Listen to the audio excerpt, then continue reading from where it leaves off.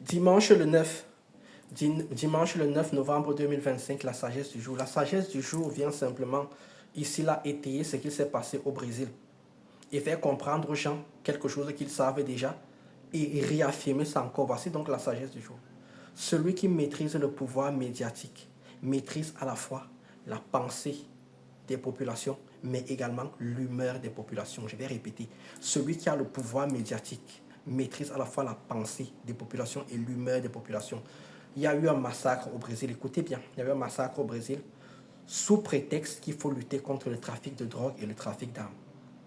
Déjà, le trafic d'armes, ça va quasiment être impossible parce que le Brésil n'est pas un pays producteur d'armes. Donc, ce n'est pas de là que les armes viennent.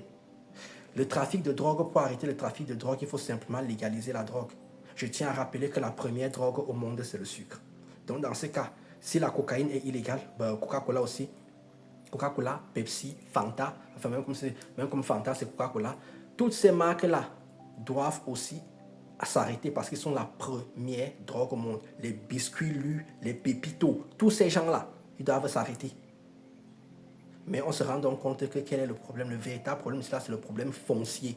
Le véritable problème ici est foncier. Ça veut dire quoi? Ça veut dire en fait que quelle que soit la ville où vous vivez, les riches vivent toujours en hauteur et les pauvres vivent en bas, sauf à Rio de Janeiro. Parce que quand ils ont construit Rio de Janeiro, les riches ont voulu se mettre au niveau de la plage. Ensuite, ils ont fait l'autoroute et ils ont balancé tous les pauvres de l'autre côté. Sauf qu'il n'y a pas la place maintenant. Il faut donc du foncier et le foncier il est où? De l'autre côté. Et c'est beaucoup plus beau de l'autre côté parce que c'est à monter. Donc, ils veulent maintenant récupérer le terrain. On nous dit qu'il y a un trafic de drogue. Ils rentrent dedans. Ils massacrent officiellement 200 personnes. Et on sait tous que les journalistes ont ce qu'on appelle la responsabilité du journaliste. Ils ne peuvent pas donner les vrais chiffres. Il y a minimum 600 à 800 personnes qui ont été massacrées. Des gens qui n'avaient même rien à voir avec la drogue sont tombés dedans. C'est un massacre. Et la presse n'en parle pas. Ils ont juste dit que c'était un trafic de drogue et que quand ils sont arrivés, ils ont trouvé les gens armés. Vous voulez déloger les gens de chez eux.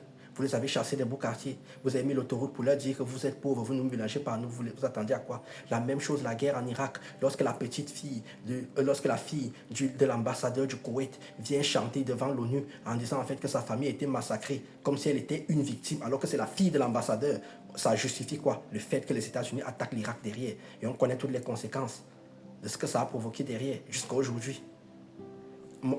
Sarkozy qui décide en fait d'attaquer Kadhafi à Benghazi, soi-disant parce que Kadhafi va massacrer les populations. On est fatigué de ça. Dès que tu maîtrises la presse, tu maîtrises la pensée. Et la plupart des gens pensent que ce qui s'est passé au Brésil, c'est normal. Moi, je vous dis, attention à ce que vous regardez à la télé. Tchuss.